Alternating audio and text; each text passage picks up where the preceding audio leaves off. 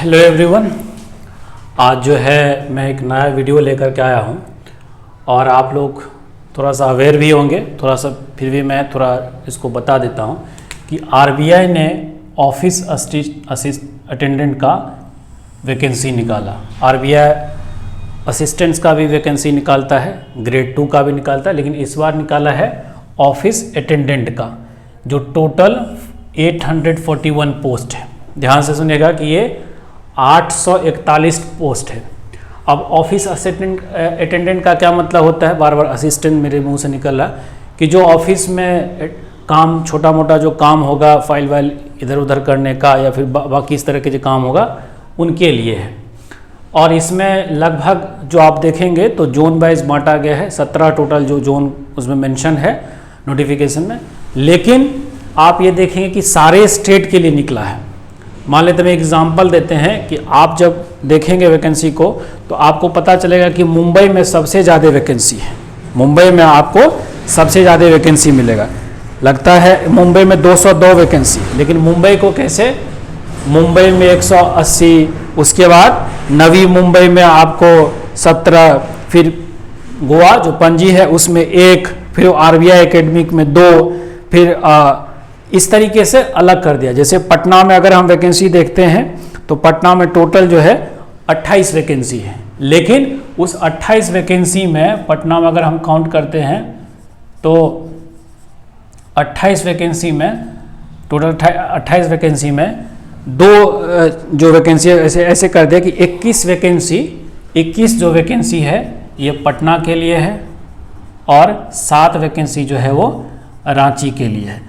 तो ये बात याद रखना है कि जैसे गुवाहाटी में जो वैकेंसी देखते हैं तो सारे जो नॉर्थ ईस्ट के स्टेट है, क्योंकि आरबीआई का तो मेन जो ब्रांच होता है वो आपको स्टेट में होता है, तो स्टेट के अकॉर्डिंग जो है ये जो वैकेंसी को कर दिया गया। तो खास करके वो अपने जोन के अकॉर्डिंग, जैसे रांची को पटना में मिला करके, गुवाहाटी को बाकी जो नॉर्थ ईस्ट के स्टेट है उसको मिला करके, गोवा को मुंबई में मिला करके, इसी तरीके से जैसे अगर देखते हैं कानपुर में वैकेंसी है तो कानपुर में भी है, लखनऊ में है, उसके बाद आपको देहरादून में है। तो इस तरीके से जैसे हम अगर भोपाल में देखते हैं तो एडवर्टीजमेंट में भोपाल मेंशन है, लेकिन नीचे में आप देखिएगा उस एडवर्टीजमेंट के नीचे में दिया गया कि भोपाल और फिर जो है रायपुर में। तो भोपाल में कुछ वैकेंसी, जैसे 25 वैकेंसी टोटल है, 17 भोपाल में है और उसके बाद 8 आपको जा करके रायपुर में है। तो इसी तरीके से अलग अलग जो है वैकेंसी को किया गया। उसके बाद अब जो ये फॉर्म भरने का डेट स्टार्ट है वो 24 फरवरी से, यानी 24 फेब से 2021 से 15 मार्च 2021 तक है। यानी 24 फरवरी से लेकर के 15 मार्च तक इसका लास्ट डेट है फॉर्म भरने का। आज 27 है तो स्टार्ट हो चुका है। जो इसका टेंटेटिव डेट ऑफ एग्जाम होता है, हमेशा टेंटेटिव ही मेंशन करता है सारे बोर्ड, तो उसमें 9 और 10 अप्रैल को है, तो ज़्यादा दिन नहीं है। जैसे एमटीएस का मैंने वीडियो बनाया था उसमें बताया था कि एमटीएस में टाइम है जुलाई में जाकर के पेपर, लेकिन ये 9 और 10 को। ठीक, जो इसकी एज मेंशन है वो आपको 18 से 24 होना चाहिए, यानी आपका जन्म जो है 2/2/1996 से पहले नहीं होना चाहिए और 1/2/2003 के बाद नहीं होना चाहिए, इसी बीच में होना चाहिए। आपका एज 18 से 25 के बीच में ही होना चाहिए। फिर जो इसकी क्वालिफिकेशन है यानी एलिजिबिलिटी क्राइटेरिया जिसको कहते हैं वो 10th पास है, लेकिन आप याद रखिएगा 10th pass with the same board और ए यूटी यानी यूनियन टेरिटरी अप्लाइंग फॉर, यानी जिस जगह से, जिस स्टेट से आप अप्लाई कर रहे हैं उसी बोर्ड से आपको पास होना चाहिए। क्यों मेंशन है ये आगे बताने वाले हैं। ठीक, और आप ग्रेजुएट नहीं होना चाहिए। 25 वर्ष में लोग ग्रेजुएट हो जाता है, 21-22 में ही हो जाता है, लेकिन आप ग्रेजुएट, अगर ग्रेजुएट हैं तो आप एलिजिबल नहीं है, ग्रेजुएशन वाले के लिए अलाउ नहीं। आप सोचेंगे कि आखिर क्यों, जब एज 18 से 25 है, क्योंकि ग्रेजुएट को मेच्योर माना जाता है और ऑफिस अटेंडेंट का जो काम है वो थोड़ा सा एक तरह से हम कह सकते हैं कि हाँ उतने ग्रेजुएट वाले रैंक के लिए नहीं है।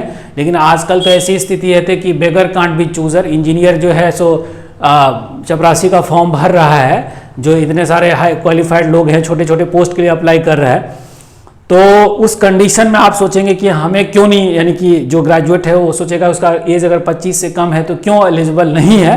But that is a criteria of RBI because they RBI thinks that you are a mature person you can't be make to understand, और इवन कि आपको चीज़ें जो है सो मेन्यू, जैसे लोगों को ऑर्डर देता आप कर लेते हैं, तो ग्रेजुएट को थोड़ा सा इस तरीके से माना जाता है कि आप वो चीज़ नहीं कर पाएंगे, यानी आपको इस तरीके से मनूवर नहीं किया जा सकता, एक तरह से मैनिपुलेट कह सकते हैं या मनूवर कह सकते हैं, नहीं किया जा सकता, इस वजह से ग्रेजुएट को वो अलाउ नहीं है।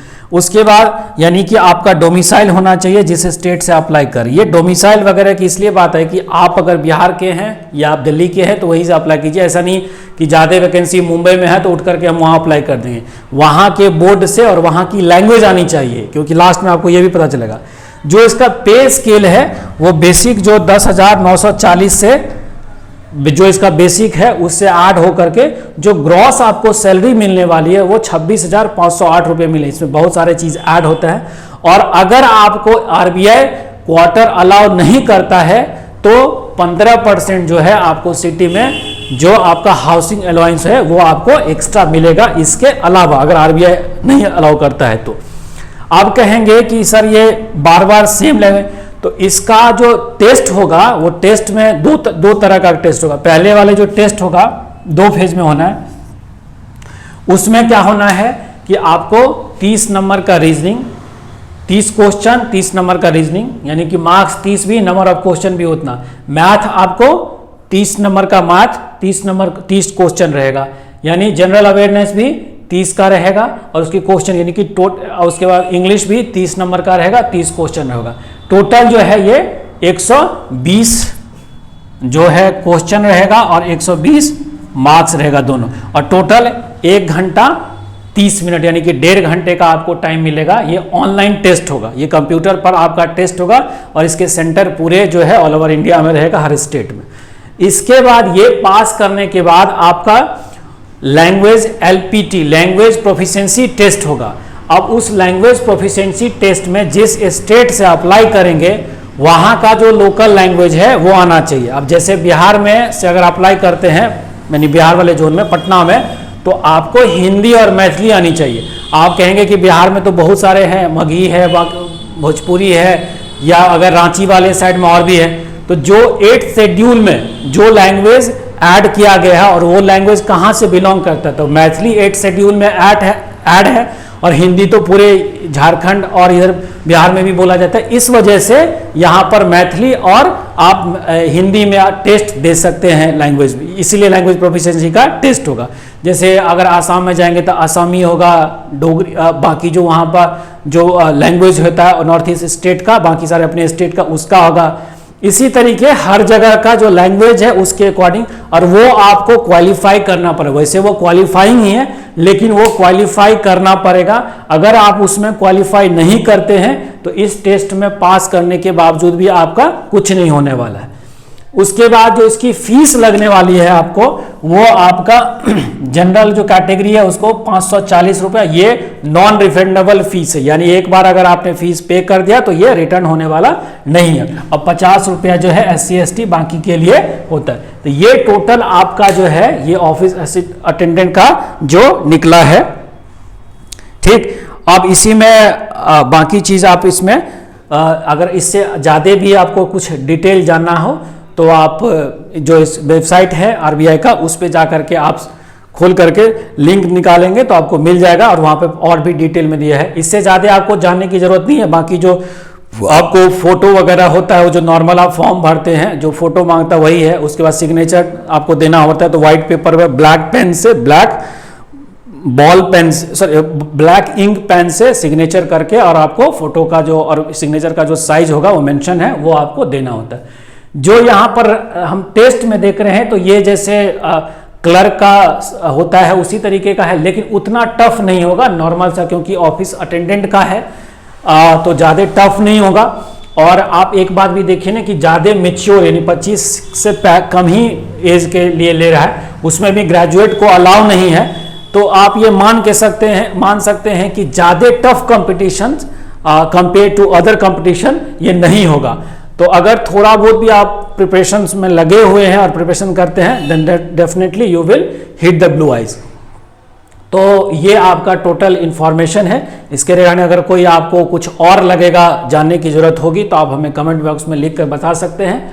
और फिर मैं उस पर थोड़ा और चर्चा करूँ। इससे ज़्यादा मुझे नहीं लगता, फिर भी अगर आपको कुछ जानना होगा तो आप बता सकते हैं। ठीक, मिलते हैं नेक्स्ट वीडियो के साथ। Till the time, have a good day to all of you.